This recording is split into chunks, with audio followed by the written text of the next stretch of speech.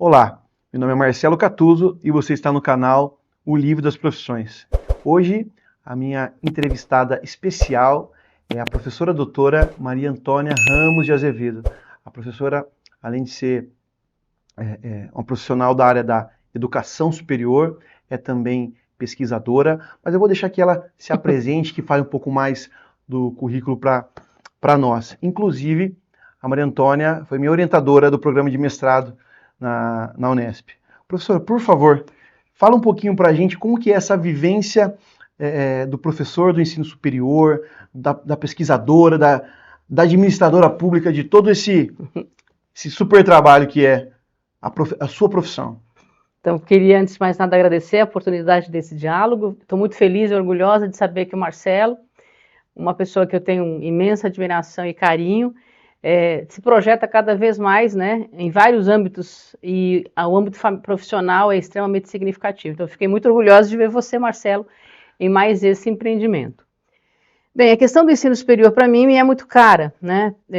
Só para vocês entenderem, eu fui professora da educação básica durante muitos anos, e já no meu mestrado eu tive muito interesse em entender um pouco o processo de como é que se dá o conceito de educação no ensino superior. E principalmente como é que a gente qualifica a docência nesse espaço, nesse lugar. Então, desde o meu mestrado, eu comecei a pesquisar sobre a questão do ensino superior, mais fortemente na formação do professor universitário. E aí, em função disso, acabei entrando também como professora no ensino superior, né? Tive minha primeira experiência como professora universitária na Universidade Purdue, nos Estados Unidos. Foi uma experiência bastante marcante e significativa na minha vida. E aprendi bastante também, né? Em outra cultura, outra forma de entender o conhecimento. E quando eu volto ao Brasil, né? No Brasil eu já trabalhava também, né? Na educação, e acabei adentrando para a universidade pública, que é onde eu estou hoje. E até hoje eu estudo, discuto, pesquiso e tento aprender acerca da educação superior. E é por isso que eu crio, né, há mais ou menos 10 anos atrás, e o Marcelo está comigo desde a criação, do Grupo de Estudos e Pesquisas em Pedagogia Universitária, vinculado à Unesp de Rio Claro, onde a gente tenta fazer reflexões, pesquisas e fazer avançar esse campo tão significativo no contexto brasileiro e internacional também. E professora, né, eu ouço você falar e eu sempre lembro de como você trabalha pra caramba. Porque a gente vê assim, né, falando desse breve currículo, e a gente não imagina como é a vida de um professor universitário. E a professora falou do grupo de pesquisa e falou do trabalho de professor. Eu sei que tem outras atividades que um professor universitário exerce. Quais são essas outras atividades? Então, obrigada por realmente. Muitas pessoas acreditam que a gente, sendo professor universitário de uma universidade pública, né, sendo servidor público, muitas pessoas acham que a gente não trabalha, né? Isso me entristece bastante, porque na verdade a gente trabalha de domingo a domingo. Por que a gente fala? Por que eu falo domingo a domingo, né? Porque professor universitário é professor. O professor precisa estudar muito, porque ele precisa aprender, sempre. Quando ele tem o dever de ensinar e de orientar, ele tem que realmente ter esta preocupação e, consequentemente, estar sempre atento, atualizado e buscando, inclusive buscando superar as suas próprias necessidades formativas no decorrer da sua história. Mas, tentando responder a tua pergunta, Marcelo, realmente, um professor hoje na universidade, ele precisa, uma universidade, né? Ele precisa desencadear o processo de ensino, ensinar, pesquisar e realizar atividades de extensão. Fora isso, ele tem outro cargo que ele acaba sendo chamado, que é a gestão. A gestão universitária é muito complicada, é muito difícil. Por quê? Porque durante toda a nossa trajetória profissional, por mais significativa que ela seja, nós não fomos formados, ou muitas vezes preparados, para assumir gestão. E quando você trabalha com gestão universitária em instituições públicas, e aí você tem que entender de administração pública, você tem que aprender muito. Isso, para nós, é um enorme desafio. Então, tem a questão da gestão universitária. Mas também, não estando diretamente em cargo de gestão, você é chamado a participar de conselhos. Sim. E você tem que participar como membro titular ou suplente de conselhos de curso, que tem uma série de atividades que você precisa auxiliar, ajudar, pensar, construir. Fora as comissões que você também tem que participar. Então, tem comissão de ensino, pesquisa, extensão, comissões vinculadas a permanência estudantil, e aí você também tem que participar da realidade social, né, do contexto social. Então, você também tem que estar vinculado a comissões externas à universidade, até para que tenha sentido tudo aquilo que a gente faz. Então, isso são questões que parece que não aparecem, né? E os alunos brincam, professora, mas a senhora está sempre em reunião. Sim, a minha vida está tomada de reuniões, e essas reuniões também não estão vinculadas apenas a orientar alunos de iniciação científica, trabalho de conclusão de curso, mestrado, doutorado, pós-doutorado.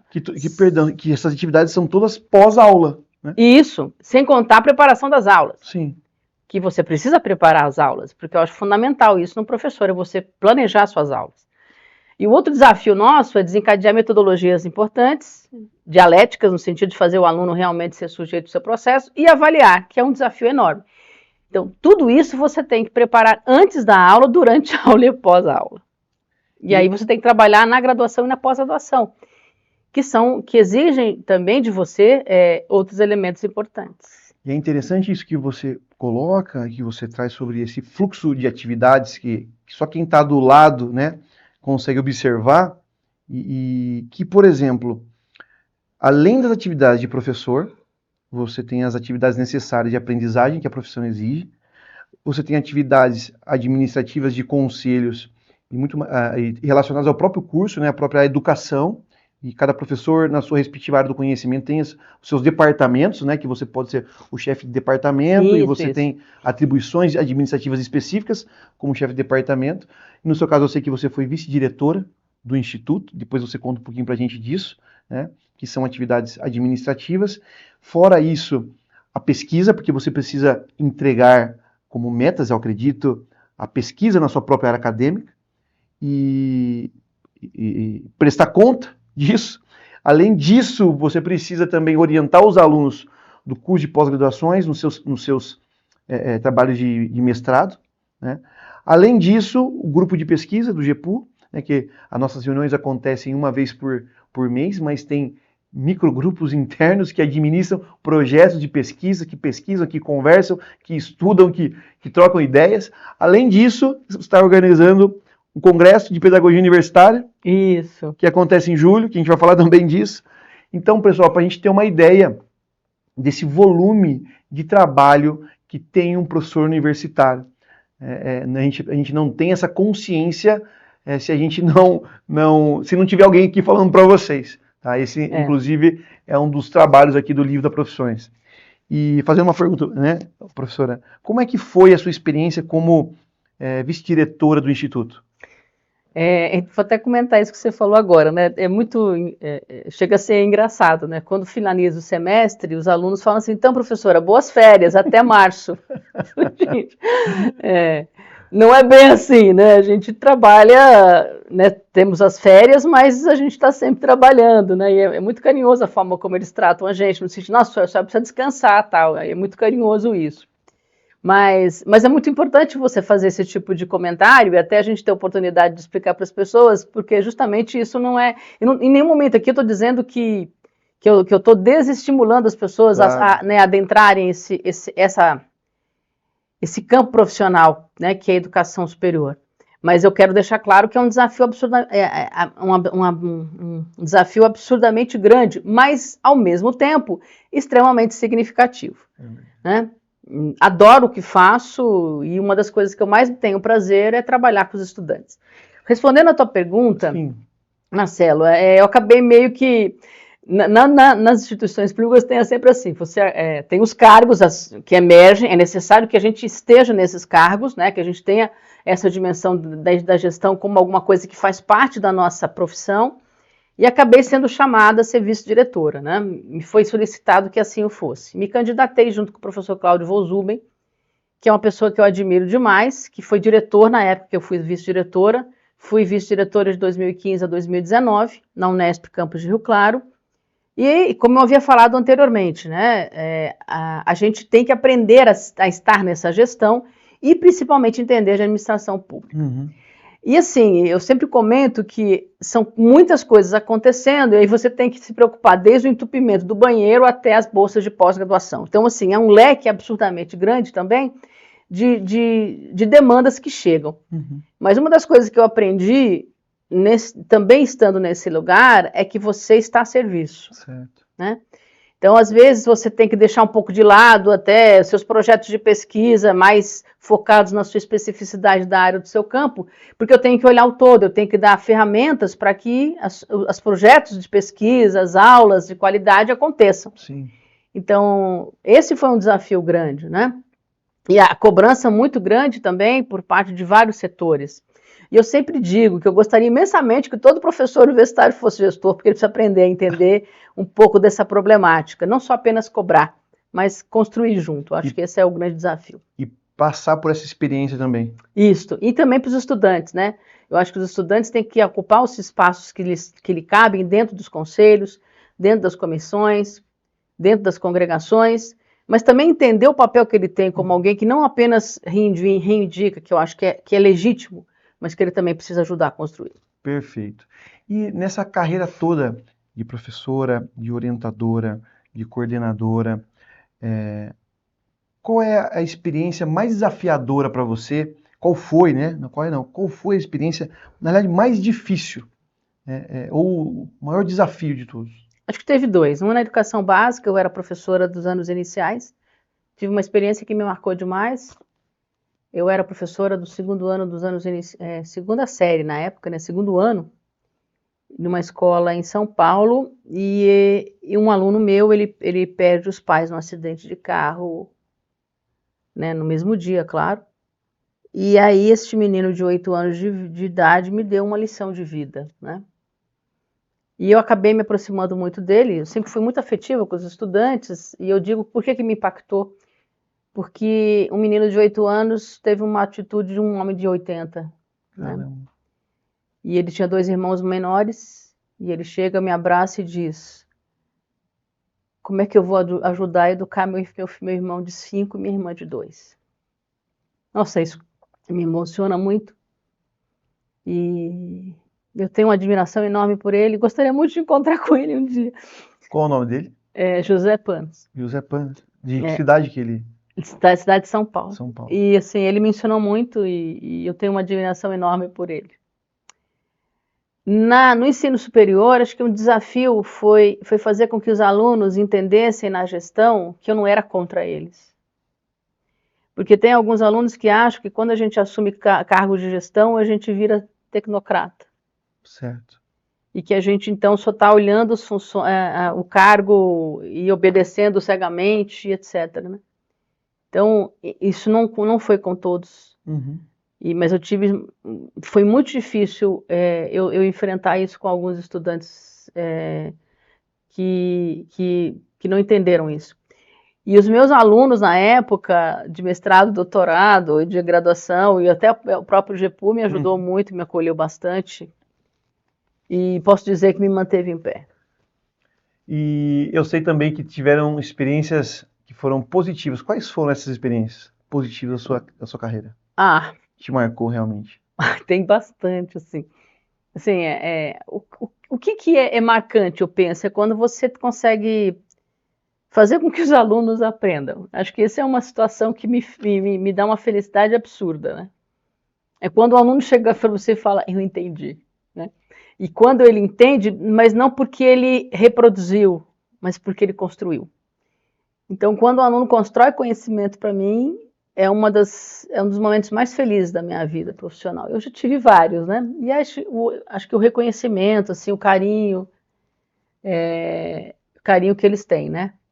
Que eu também tenho, né? Mas é uma ligação muito bonita que a gente cria. Perfeito.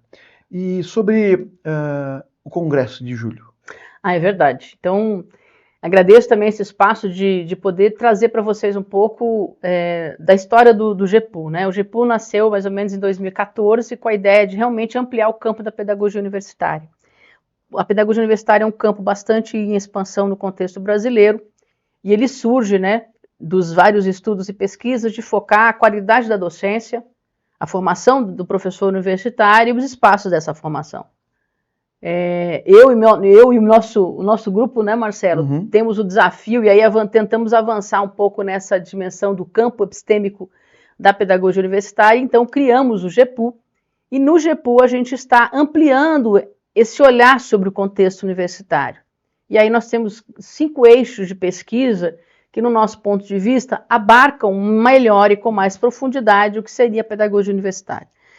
Então, nesses 5 eixos, nós temos a formação do professor universitário, temos a organização do trabalho pedagógico, os espaços de formação, o quanto que a política e a gestão e a organização universitária impactam fortemente tudo que acontece na universidade. E temos a ideia da importância da diversidade no contexto universitário, no valor e no respeito às diferentes linguagens. Num cenário de resgate à valorização da diferença e o respeito ao outro. E aí o GEPU acontece de 2 em 2 anos, né? O CBPU. Desculpa. Então, o GEPU, ele é o responsável em organizar o Congresso Brasileiro de Pedagogia Universitária, que é o CBPU.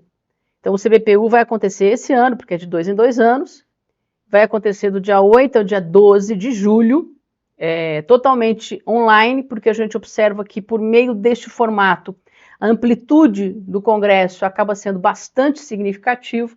Quer dizer, nós temos pessoas participando fora do país e também em todas as regiões brasileiras. Então, é um convite que eu faço, né? Eu vou aproveitar aqui a possibilidade, Marcelo, de que se você tem interesse, né, em se tornar um professor universitário, se você já é um professor universitário, você precisa entender de pedagogia universitária, você precisa se envolver com essas questões e até contribuir ainda mais com a qualidade do ensino, da pesquisa, da extensão e da gestão na universidade. Antônia, para mim foi um prazer ter você aqui, foi uma satisfação muito grande e a gente vai se aproximando do fim desse bate-papo, né? E eu quero pedir para você, se você consegue deixar para a gente, para essa nova geração de professores que chegam, ou desses profissionais que estão mudando de carreira, né? E indo para a área acadêmica, tem muitos profissionais que gostariam de ser professores universitários, e o que você pode contribuir, o que você pode deixar de dica para esse pessoal todo? Então, isso é uma pergunta muito importante também, né? Porque, assim, quando o professor ele adentra o ensino superior, ele acredita que o fato de ele saber um campo qualifica e o capacita para ensinar o campo. Isso é um erro, né?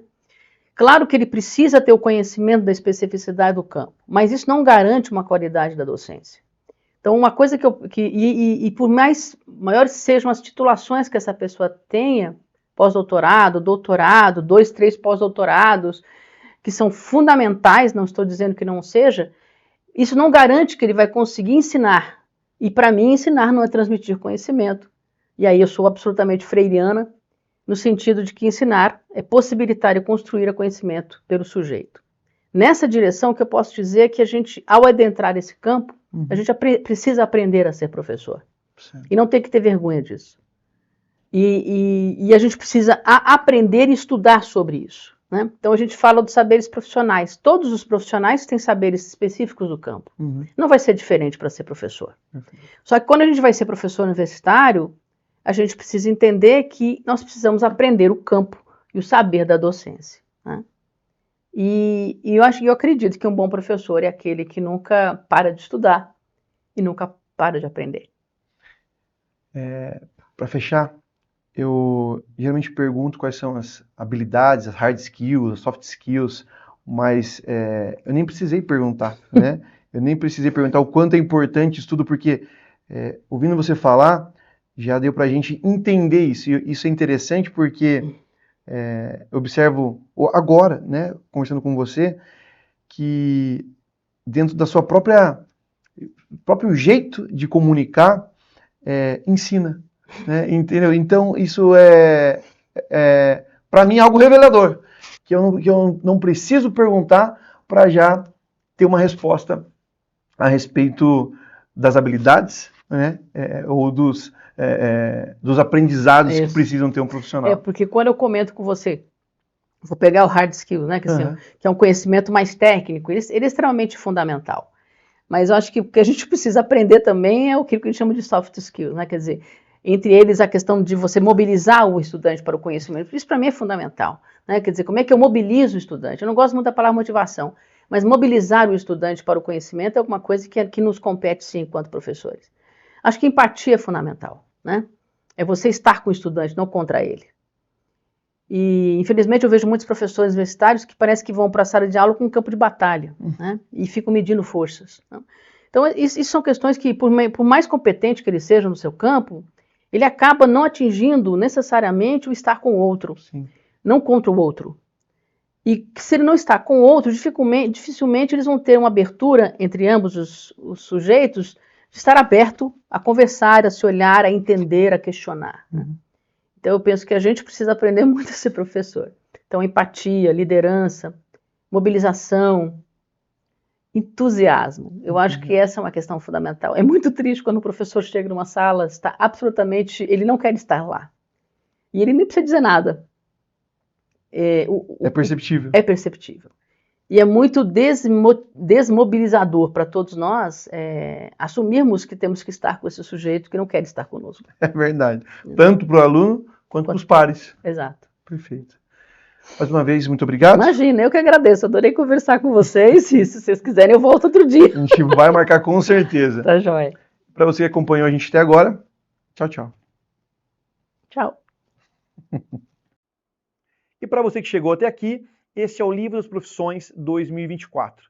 Este livro é uma compilação de mais de 3.000 profissões em 60 grandes áreas do conhecimento. Ele está disponível na versão capa dura, em papel cochê, com imagens ilustradas e coloridas. Ele é um excelente presente para sua mãe, para o seu pai, para aquele filho que está iniciando a carreira profissional ou para aquele amigo que quer mudar de carreira. Você pode adquirir no site da Amazon.com nas versões em inglês e em português. E também no link na descrição abaixo. Garanta já o seu.